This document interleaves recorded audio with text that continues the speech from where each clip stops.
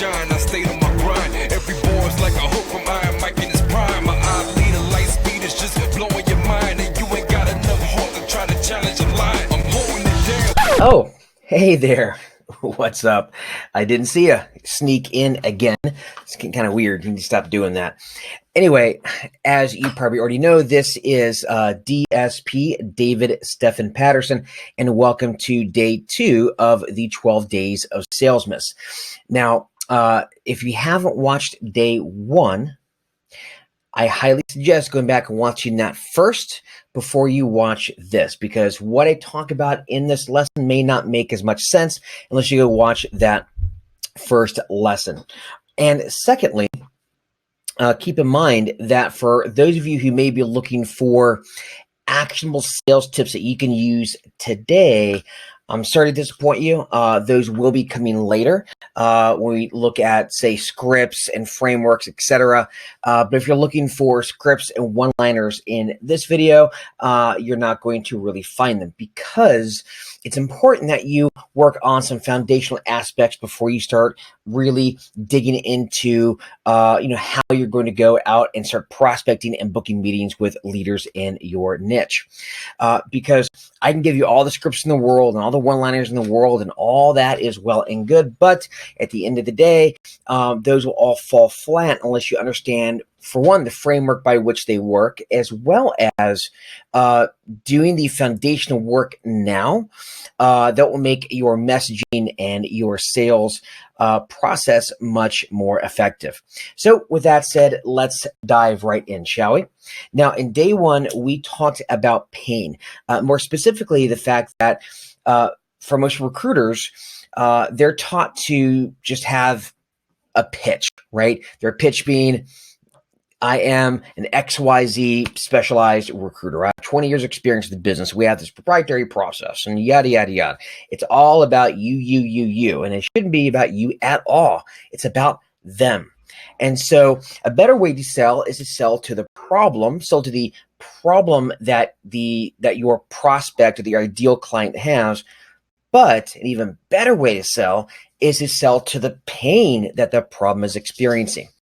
You see, and one thing I didn't really dive into very deep in yesterday's lesson is the fact that as evolutionary creatures, we've been, for millions or billions of years, rather, we've survived, or our ancestors have survived, by doing 2 things really, really well. That is, 1, running towards pleasure, and 2, running from pain.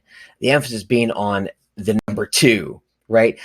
Because if we didn't develop that instinct to run from pain instantaneously, then we wouldn't be here. In fact, more so than just run from pain, we're talking about even noticing pain, right? You see, for a lot of us, we don't take action on anything unless there's enough pain behind it to kind of push us over that what's called an action threshold, right? And that's because for a lot of us, we become habituated to pain, right? So for example, if you have lower back pain, eventually you'll probably get used to it and you really won't do anything about it. That pain has to be ramped up to a certain degree in order for you to take right action. That right action may simply be surgery, but surgery in and of itself is painful. It's expensive. It's scary. There's a lot of unknowns. So if you just have a little bit of back pain, you get used to it, you get habituated to it, and eventually you never get treated, or you never get the surgery that you probably need, right? And so if you're looking to sell to the pain, a great way to get someone off of that fence, right, and onto taking right action, and it has to be the right action for them. You can't use this unethically to sell things to people that they don't need, okay? But if you're able to ramp up the pain that they are experiencing, that maybe they're not really even fully aware of yet. For example, the back pain scenario. You may become habituated to the back pain, but if a doctor were to talk to you about the other areas of your life that your bad back is impacting, which could be your overall health, your ability to work out, which then causes you to start gaining weight, your lack of a sex life because your back hurts too much, you can't pick up your 4-year-old daughter. That's painful, right? And so you have to, a good doctor has to bring all of these to the fore in order for that patient to then realize, oh, okay, maybe I do need to take this very expensive or potentially painful action that I don't want to take in order for me to get rid of this pain and all these pains I didn't even know I was really experiencing once and for all. And so it doesn't get worse. Okay. So now we look at the leaders that we serve. Remember, their number one determinant for success or failure in their career is their ability to, or inability, to hire a top performing team. And unfortunately, many leadership careers are cut short or they are stymied or hamstrung by those leaders' lack of ability to do so because, quite frankly, they're not taught to hire very well. Leadership IQ did a study of over 5,000 hiring managers over a 3-year period, hiring about 20,000 employees. And what they found, and this is across industries, right? This is a big boy study. They found that 46% of all those hires turned out to be mishires within 18 months, right? Mishires. 19% were considered successes. 35% were considered average. Now, think about it like this. Even those average people, right? Average employees, the C players. Let's say they're doing okay. They're doing okay, but they're not bad enough to be fired. But would you rehire them? Probably, or those leaders probably would not, right? And C players do not a top performing team make, okay? You can't build a very successful leadership career if you're consistently hiring C players or people end up being mishires, okay? But unfortunately, for most leaders in almost every niche I can think of face that dilemma. And unfortunately, they're not given the tools to hire very effectively. I always tell this to my prospects. I say, look, go into any airport bookstore. What are you going to find? Rows and rows and rows and rows of books on leadership and mentorship and growth companies and sales and all these different sorts of business topics, except for one. What's the one business topic you will be very hard pressed to find a book for? And that is recruiting.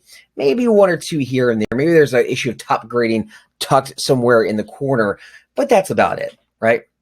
They're not given the tools. And so these leaders hire off of their gut, which is usually wrong, right? Or they don't have a structured and formalized way to effectively screen people, or they don't look at the broader candidate pool. Instead, they just look at candidates that happen to come in from job postings, right? And so continuing to hire like that causes more pain. And then think about the bad solution that they're using. Let's say for your average leader, they may give that job order out to 4 or 5 contingency recruiters, thinking erroneously that, hey, I'll get 4 or 5 times the coverage. No, it doesn't work like that.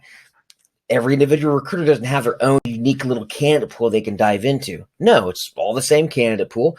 And the more recruiters you add to the mix, the less likely you're going to have that one recruiter that will dive down deep, which is what is usually needed to find top performers, because top performers are typically not responding to job postings. Okay. But if you've got 5 recruiters working on it, they know that they have a very low chance of filling any one particular job. They're not going to dive deep. They're going to post something on a job board, email their list, and that's about it for the most part. And so when you're writing down all the pains that your clients are feeling, what I want you to do, and I want you to think about this, right? You're starting to get an idea of the pains that your prospects are feeling. And hopefully you're getting these from your career calls. Hopefully this isn't just conjecture, right? Ask your clients, ask your prospects, ask anybody that you've called and say, hey, they're using a firm, they're using a recruiter, they're happy with them. Great, find out who it is. What do they like? What do they not like, etc. Start asking these questions. It's very, very important. And so start thinking, okay, now that you're starting to really gather these different pain points, and by the way, these should be what we call visceral pain points, meaning, right, a position open on a sales team for 3 months, that can cause pain. That certainly is a problem. But viscerally, what is that pain causing, right? That's causing stress on the sales manager. Fear that, for one, more salespeople may leave because as the workload increases, because less people have to cover, say, the same territory, right? Senior leadership losing faith in the sales manager because they can't seem to find another top performer and get them up to speed, right? And so that causes additional pain to that manager. Less promotion opportunities, more chance of them getting fired. Maybe they walk into their boss's office to explain why they didn't hit their number for the third quarter in a row, and they're not sure if they're going to walk out with a job in hand. That is real visceral pain. Okay, so you want to be thinking about what are all the different pains that my prospects are feeling.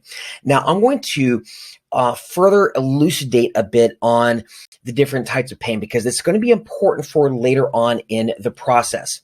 So first off, when you look at the different types of pain, right? A lot of the pain caused by not being able to hire effectively comes down to general pain felt by a position being open for too long, or not hiring the right person, or maybe a turn down, et cetera. Okay, those are what I tend to call chronic pains, right? More generalized pains. But you have a special class of pain called an acute pain. Now, an acute pain is a pain caused by a bad solution. And it's a very nuanced line, right? But it's really, really important in the sales process. And I'm going to explain why. And I'll explain what this means, okay? So now imagine I were a trainer, right? If I were a trainer at a gym and I'm trying to sell my product or my service to a prospective to a prospect, right? And so they come in and they likely have tried different products before, different services. None of them have worked. Maybe they've caused even more pain than they have solved. They've wasted their time, they wasted their money, etc. But there's a constant need that I need, especially as people get older and they become middle-aged, I need to get in shape, right? I need to lose the love handles. I need to, whatever. And so somebody might be coming to me looking for another solution that's similar to the ones they've already tried. That's typically what people do, right? People go into a sales call looking for options. I'm looking for another option, right? People always love to look for options. And so what happens is, let's say this person is doing 5-day juice cleanses. I'm not a big fan of those. Maybe you're watching this and you feel that is good for you. That's fine. I don't agree, but what have you. But maybe doing 5-day juice cleanses or taking diet pills. That's really, really bad for you. Or maybe, trying to lose weight. And so you're eating low fat or no fat diets, doing a ton of cardio, not lifting weights, because maybe you have a false belief, if you're a female, that I don't want to look bulky. That's why I don't want to lift weights. Well, it doesn't really work like that. Okay. So whatever those beliefs that you have, right, is keeping you enclosed in this bad solution of hell, because you're going from one diet pill to the next diet pill, to the next diet pill, to the next diet pill, to this juice cleanse and that juice cleanse, and this juice cleanse and that juice cleanse, whatever's trendy at the moment, right? Or maybe I do even less fat, or maybe I do all these different things, and it's not helping, right? Which is why you're here talking to me. So you come in, that is a general chronic pain. I get you to the meeting because I've made you aware that you're feeling this pain, and you come to me looking for maybe my solution because you're in this discovery mode, and saying, hey, well, let me see what kind of diet pills he has. Let me see what kind of thing he's got, right? So you come in, and I've got something radically different. I want to put your ass on squats, deadlifts. We're going to do full body lifts. We are going to do kettlebells. We're going to get intense. We're going to be in a dirty warehouse gym, and it's probably more expensive, and it's more intense. It's harder. It's intimidating, etc. It's way, way different than what you're used to. Okay. You're coming to me looking for the next diet pill in the line, right? Hopefully this one will work. And it's not. I've got a radically different program that will actually work, right? But it's hard. It ain't easy, right? And it's not really what you're looking for, right? This is what we're doing because you've got an entire industry in your niche, likely, that is feeling pain just constantly, mishire. And for many of them, they don't understand their recruiting world. They don't understand how it really works, right? Let me get out to 5 recruiters. Let's see what they come up with. I don't have to pay anybody until I make a hire. It makes sense logically, kind of, until you really dig down deep, right? Because as an example, if you need to get your business taxes done, and you had to get them done really well so you wouldn't get audited, and you give it out to 5 contingency accountants and say, hey, guys, do my taxes for free, and I'll pay the one that I think does the best job. How good will your taxes be? Right? Or how good of a job do you expect them to do? Right? First off, the accountants who are really worth their salt are likely not going to take that job. And if they do take the job, they're either junior or they're just going to do the bare minimum necessary because they know that there's maybe a 20% chance they'll even get paid for their efforts. So 80% of the time they're working for free, right? And so now, we're in the same situation where if you have a client base that is what we call a red ocean, right? There's lots of commodity-driven services. They're very, very similar, right? Because at the end of the day, all these recruiters are selling asses and seats, okay? It's all the same. They're all specialists. They all have X years of experience, all have a proprietary process. But at the end of the day, they're offering an ass and a seat for 20%. That's all they're doing, right? So they're obviously in a market like that, most clients are underserved by that market, okay?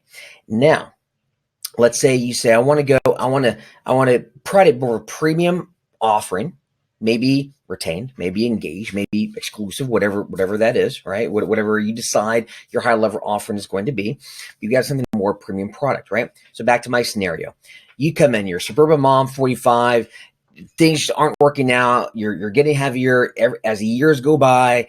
You're more and more worried about your health. You're doing diet pills, doing these juice cleanses. All that crap is not working. And you come to me thinking for the next thing, right? Well, maybe his thing will work. And I've got this totally radical new thing, which goes against the very false beliefs that you have. So again, you're coming to me with this issue. And you're continually feeling this pain. You're coming to me thinking you're going to get this other bad solution. And I say, you know what? Hold on a second. I've got something radically different I want to show you. You're going to be hesitant at first. You're going to say, I don't want to lift weights. I heard that's bad for your knees. I've heard, I don't want to look bulky like one of those bodybuilders, right? And again, all those are really false beliefs. So if I'm going to effectively sell you into this thing, which you don't really initially want, now I need to pivot off of those acute pains. Remember, chronic pains more generalized. Acute pains caused by bad solutions.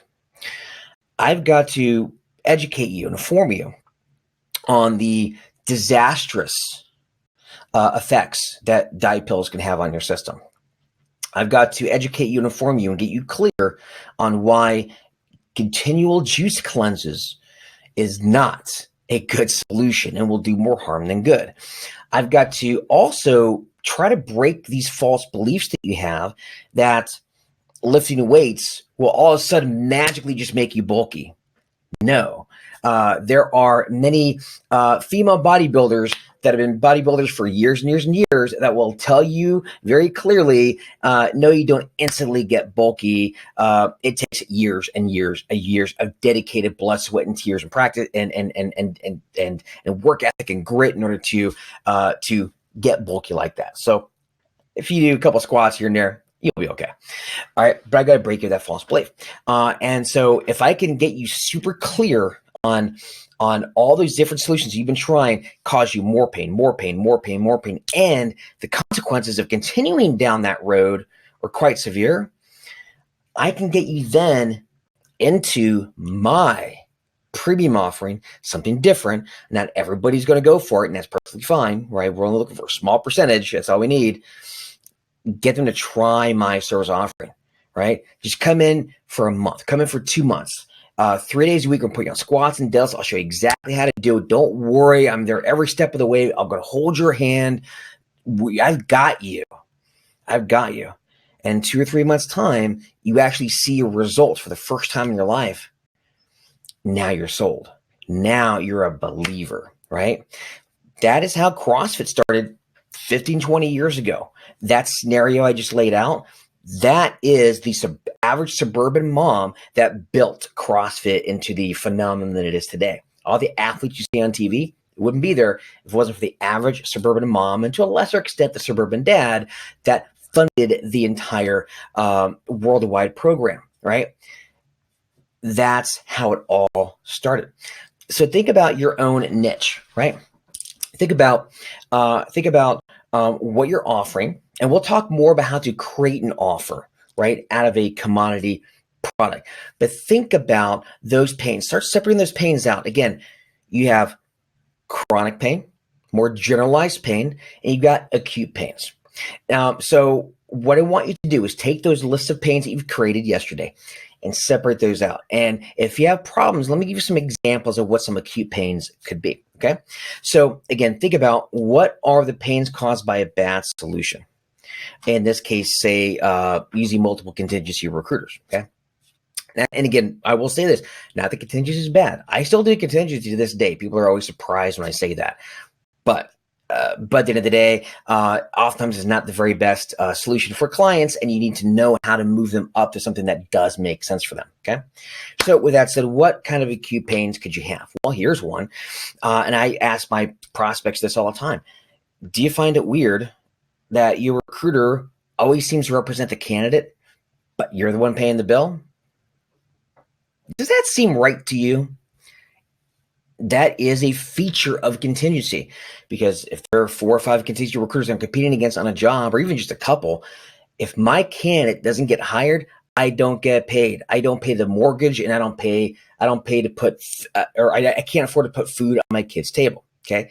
Now, if there's a red flag, or, it's why for every recruiter, their candidate's the best one. Really? Is that really the case? Or are their incentives aligned with the candidate and not with the client, the one paying the bill? Okay. And yes, obviously you would expect any recruiter to be honest, and that's fine. That's all well and good. But at the end of the day, it's not fair to set up incentives that work against someone's own best interest. It's not. It should be win-win for both sides, right? And that's one. And there's a lot of them, right? Not fully understanding the requirements, taking a 10-minute brief and not really understanding specifically what that client wants or what that client needs, right? In addition, I call cloak and dagger recruiting.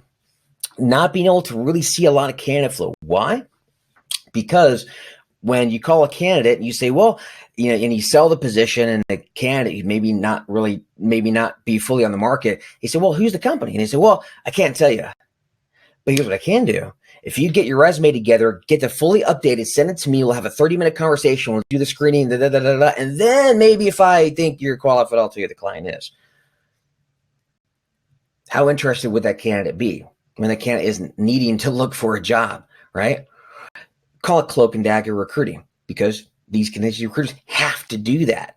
If you're retained, you're out in the open, right? This the company, this the job, this the leader, right? This is, and it makes for a much more compelling presentation, which creates more candidate flow. But if you're contingency, you can't do that, right? And there's several other examples. I've just given you a couple, and there's really, there's dozens and dozens of examples. Many of them are specific to certain industries. But start thinking about that, okay? Start really separating those two things out, okay? And do that. And then in tomorrow's lesson, we're going to dive a little bit further into that, because it's one thing to figure out the pains of your niche, right? But then we also have to look at what your competitors are offering. Because remember, your industry is probably a red ocean, right? Lots of sharks in the water, lots of blood in the water, okay? And we're trying to create a blue ocean out of that. But to do so, you can't ignore the other sharks. You have to realize there are other competitors out there. Some of them are probably better than you. Let's be real. Let's be real, okay? Some of them are better than you, offer better services, have a better message, have a better offer. So now it's time to take off those blinders. And in tomorrow's lesson, I want to show you how to do a proper competitive analysis so you can really stack up what you have, or what you're going to have rather, against your competitors that your prospects hear from almost every single day. So this is why this is important, okay? Once you do that, then we're going to move into offer creation, and then we're going to move into the messaging. And from then and there, we'll finally get into those scripts that you guys are chomping at the bit to get to, okay? But we're going to get there, but we're going to do it right. Okay, so with that said, do me a favor and comment down below if you have any questions. I'd be happy to answer them for you. I will reply personally. And also make sure you join our Facebook group, the Headhunter and Executive Recruiter Community. The link is also down below. And with that being said, folks, I will see you tomorrow. Peace.